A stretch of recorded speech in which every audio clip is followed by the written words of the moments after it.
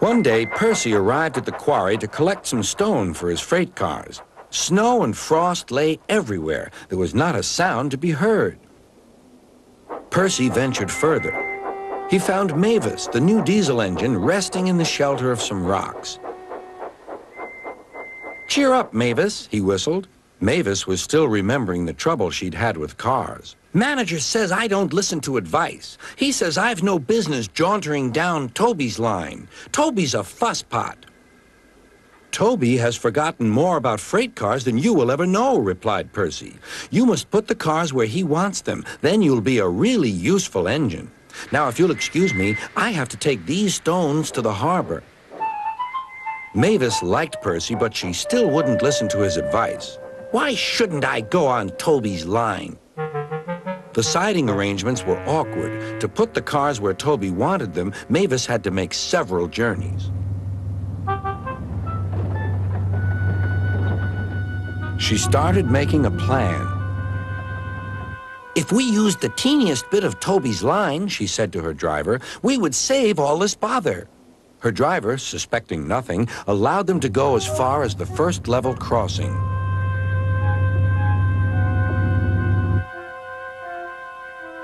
A few days later, the weather changed.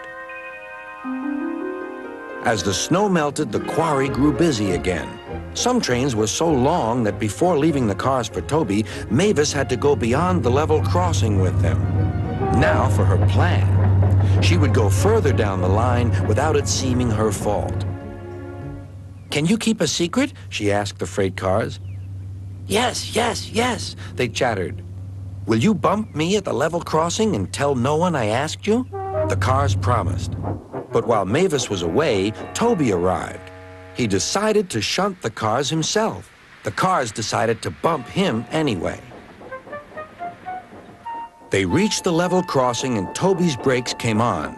This was the signal for the freight cars. "On, on," they yelled. Toby was away, with the cars screaming and yelling behind him.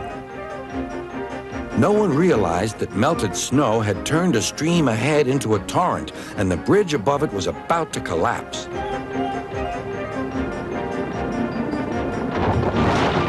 The rails were now like a tightrope across the thundering water.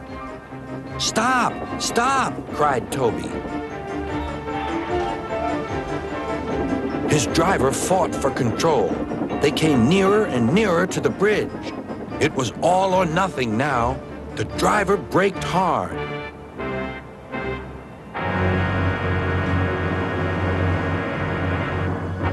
Toby stopped, still on the rails, but with his wheels treading the tightrope over the abyss. Mavis was horrified and quickly came to the rescue. Workmen anchored Toby with ropes while she pulled the freight cars away. Then she helped Toby to safety.